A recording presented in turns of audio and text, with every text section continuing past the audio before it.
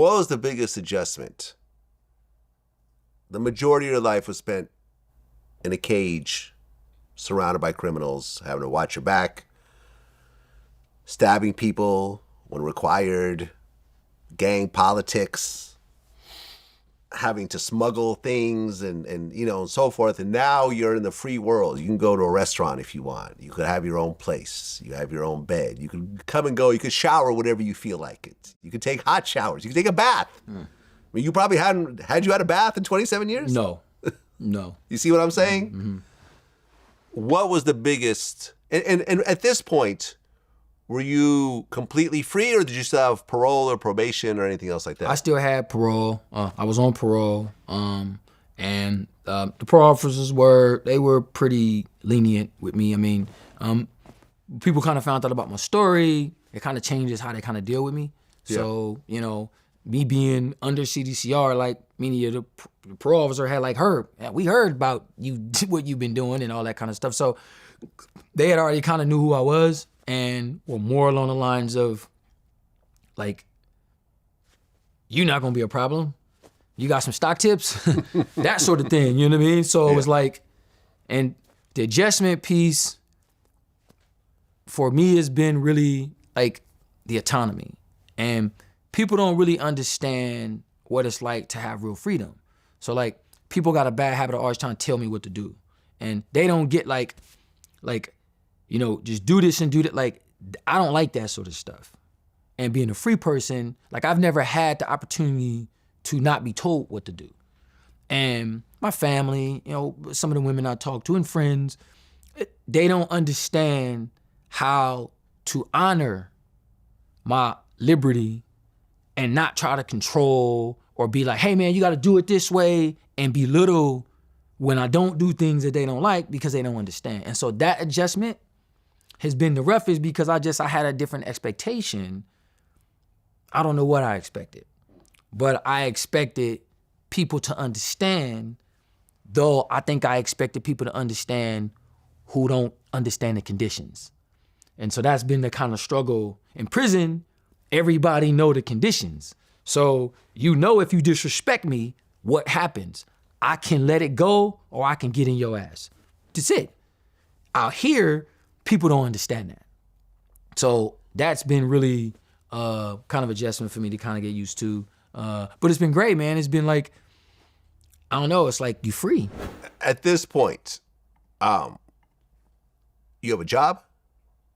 No, I work for myself. You work for yourself? Mm-hmm. Okay, so... I had one very briefly when I got out. I know, like, there's certain rules about when you get out, halfway house and so forth. So I didn't go through none of that stuff. Okay. So I went through this organization called the Homecoming Project, where they allow you to go home to like a surrogate family.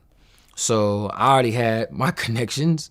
So my good friend of mine who works for... Well, he just recently quit, but he was nominated by President Biden to work at the Treasury Department. So when he got Senate confirmation and went to D.C., I moved into his house in Oakland. That's where I paroled to. Okay. So I paroled to his house there with him and his wife. So I wouldn't have to go to halfway house, and they had room for me. And like the first week I was there, I set up all my stock stuff, monitors, computers, and you know, I mean, it was like kid candy store. I'm like, you know, I'm punching holes in the desk backwards way, and you know, and so I did that to start making money for myself, start trading. And the parole were like, yeah, but you know, we want to have a little bit of, you know, some job stuff, you know, to sue from trying to try to get me off. So one of the local nonprofits that was there, I was working with them on doing some financial education work for them. They was like, we'll bring you on board so your parole concerns while you do this work. So I did that for a couple months.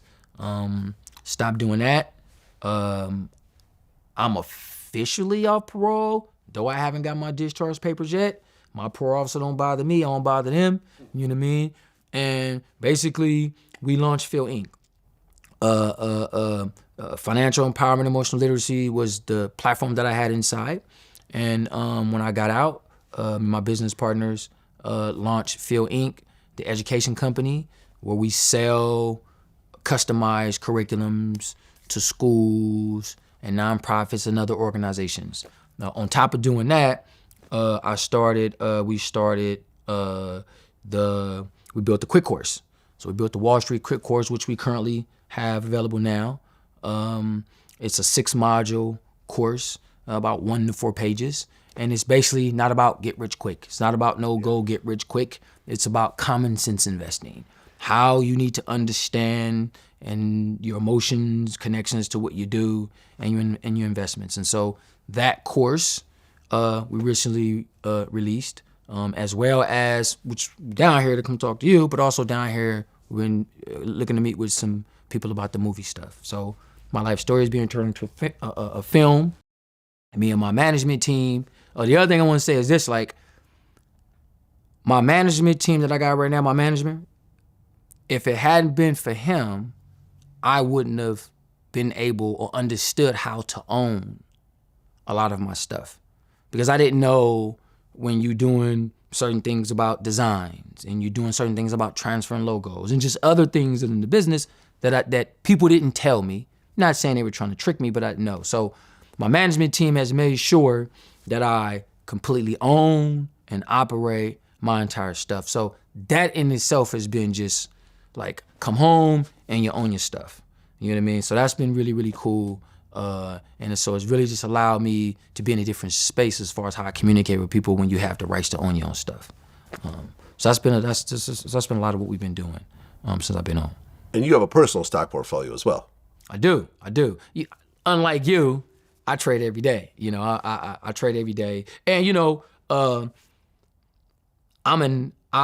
trading is not just money. Like, I traded in the prison for free. So I have a joy and passion for business in general. And so if I'm not making money in stocks, I'm talking about stocks and helping people with stocks. And so the benefit that I have to the teaching, I've just incorporated my portfolio into when I teach people, and I'm telling the guy, hey man, this new stock, because I'm actively teaching, educating. You're basically exposing your portfolio to people who are so learning. It's really just allowing me to actually, I got to teach a class and I'm researching these companies. I'm just buying the same stocks and I'm researching. So it's really just made it a lot more easier for me with what I'm doing. I haven't built it to what I'm building, making sure that I'm getting all the things in place. But I'm trying to start a hedge fund. I mean, that's the goal. Okay. To start the fund and use long-term like investments, but to get something where it's education based, not you put your money here and we just go put the money. But it's more of an education style thing.